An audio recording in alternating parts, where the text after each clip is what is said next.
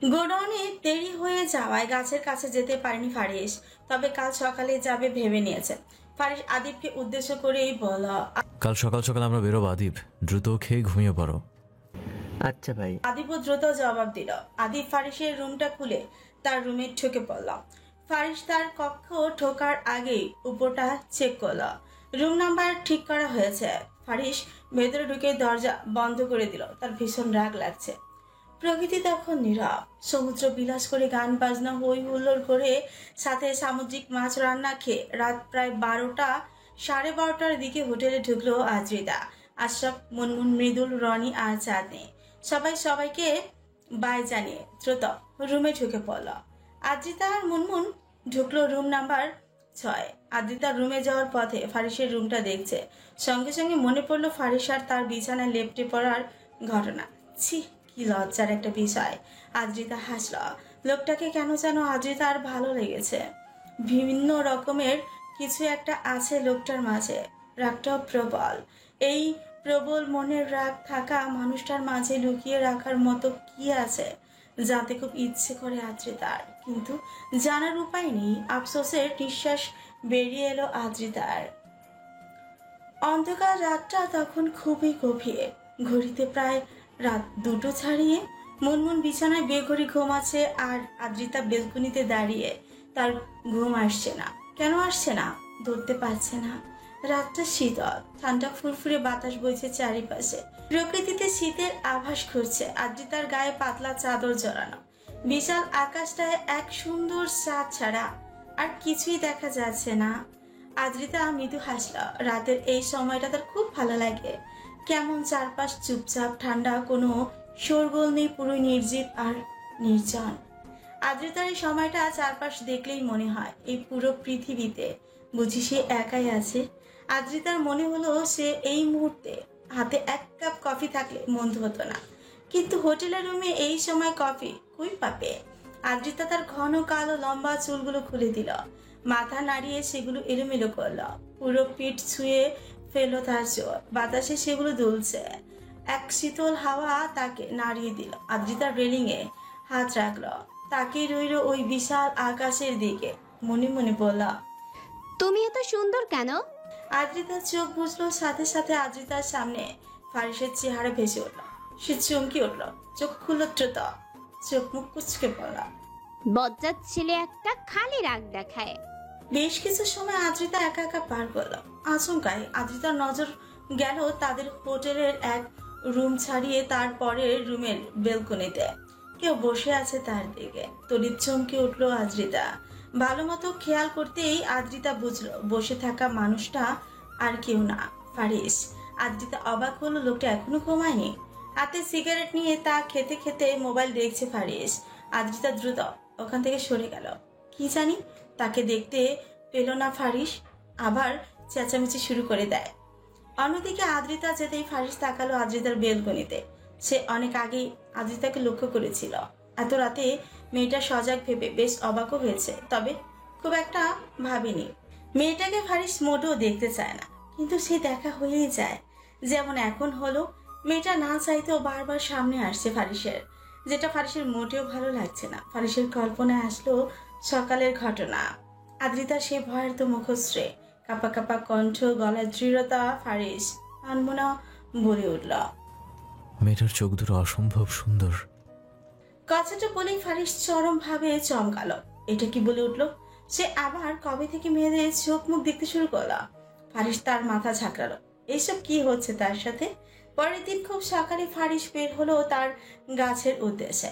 তার একটা বিশেষ গাছের বাগান আছে, যে বাগানের কথা খুব কম মানুষই জানে। কক্সবাজার থেকে অনেক অনেক দূরে এক গুপ্তনীয় স্থানে তার বসবাস বর্তমানে।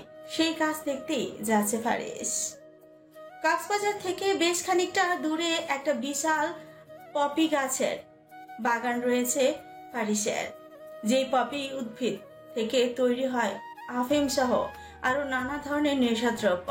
বিশাল একটা জমি ভর্তি করে তৈরি হচ্ছে আফিমের গাছ। ফারিস এই আফিমের গাছ দিয়ে তৈরি করে ঔষধদ্রব্য। প্রতি বছরই আফিমের ফলন বেশ ভালোই হয়, কিন্তু এবার বীজ বপন করা হলেও গাছের সংখ্যা হচ্ছে কম। মাটিতে সমস্যা হয়েছে নাকি অন্য কিছু ধরতে পারছে না কেউ।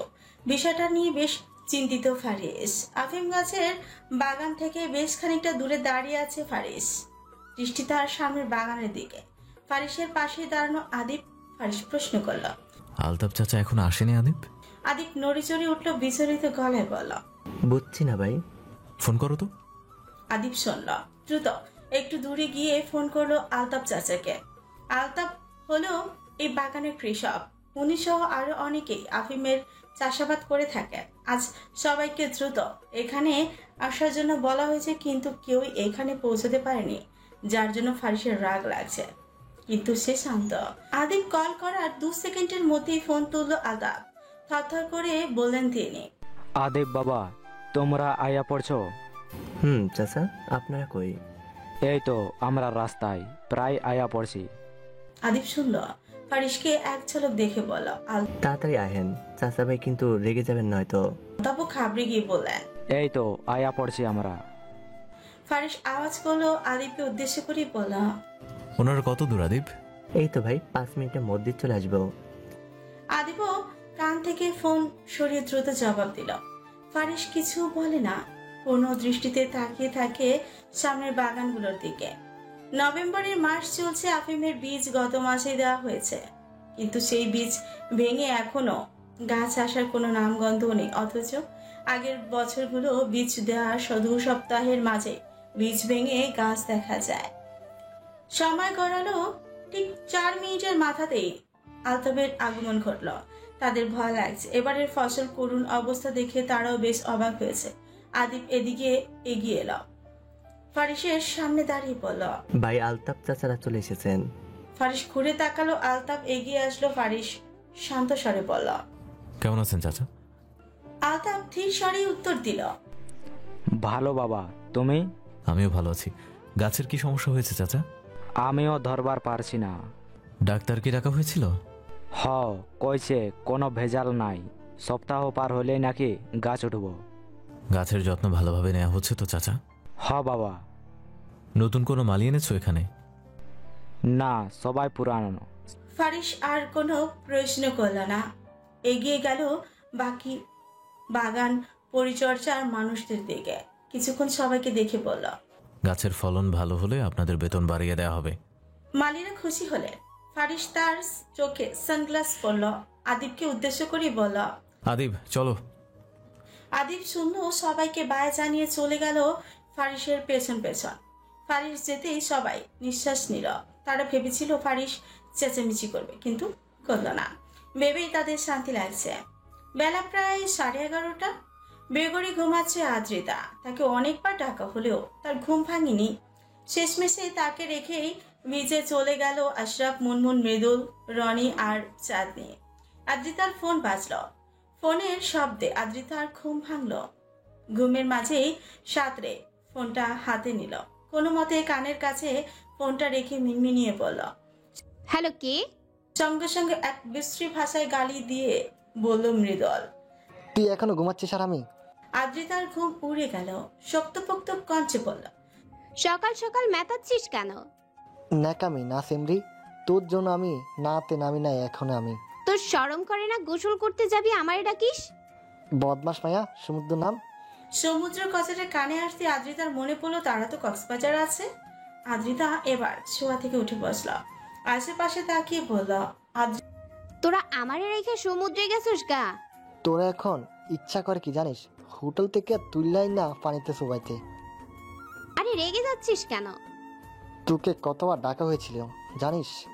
সত্যি ডাকছিলি? মরার মতো ঘুমাই থাকলে টের পাবি কেমনে।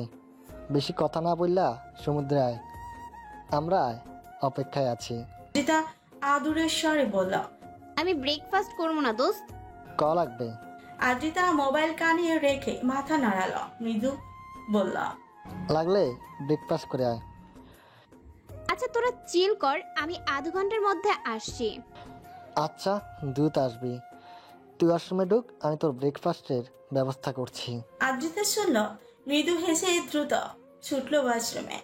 ঠিক আধ ঘন্টার মধ্যেই হালকা তৈরি হয়ে হোটেল থেকে দিয়ে যাওয়া খাবার খেয়ে বিচের উদ্দেশ্যে বের হতে নিল আদ্রিতা। সিঁড়ি বেয়ে খুব দ্রুতই নামতে লাগলো।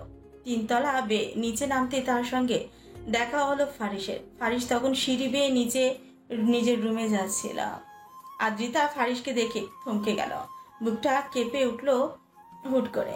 আচমকা সামনে চলে আসায় পায়ের গতি কমাতে না পেরে হুমড়ি খেয়ে পড়লো ফারিসের উপর, মাথা ঠেকলো ফারিসের বুকে। ফারিস তাকে ধরল, চোখাচোখি হলো দুজনের। আদ্রিতা থমথমে মুখ। এই লোকটার সাথে সবসময় তার দুর্ঘটনা কেন ঘটে? আদিপ তখনই কেবলই সিঁড়ি বেয়ে উপরে উঠে পড়ল। পুরো কথা বলার আগে ফারিস আর আদ্রিতাকে একসাথে দেখে এসে চরমভাবে চমকালো। এই মেয়ে এখানে কি করছে? আদিপ কোনো কথা না বলে নিচে নেমে আসলো। তার পায়ের ধ্বনি পেতে আদ্রিতা সরে গেল, বিচলিত কণ্ঠে বলল, আমি খুব দুঃখিত। ফারিসের রাগ হলো ক্ষিপ্ত মেজাজে বলল, আপনি ডাক্তার নাকি ঝামেলা? যখন তখন সামনে এসে খালি ঝামেলা করছেন। আদ্রিতার গায়ে লাগলো কথাটা, খানিকটা উচ্চস্বরই বলল, আমি ইচ্ছে করে কোনো কিছু ঘটাই না, বুঝলেন?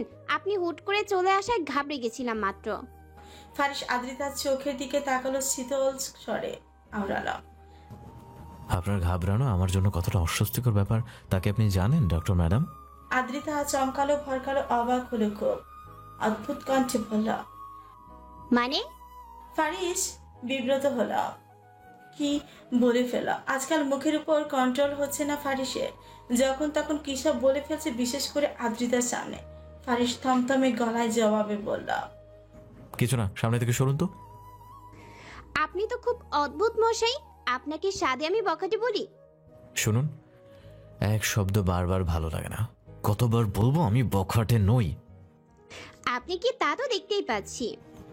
এত কথা না বলে সামনে থেকে সরুন তো। আদ্রিতা সরে গেল, ফারিস এগিয়ে গেল, যাওয়ার আগেই বলল, এতবার সামনে এসে আমায় বিব্রত করা বন্ধ করুন ডাক্তার ম্যাডাম। আপনাকে আমার ভালো লাগে না, কেন বুঝতে পারছেন না?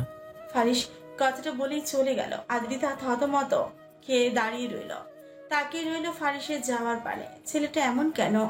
আদ্রিতার রাগ হচ্ছে, বারবার ছেলেটা তাকে ভালো লাগে না বলে অপমান করে। আশ্চর্য, সে কি একবার বলেছে, ফারিস প্লিজ আমাকে আপনার ভালো লাগান, নয়তো আমি শান্তি পাচ্ছি না? আর একবার এই ভালো লাগে না বলে ঠাটি এক চর বসিয়ে দিবে আদ্রিতা।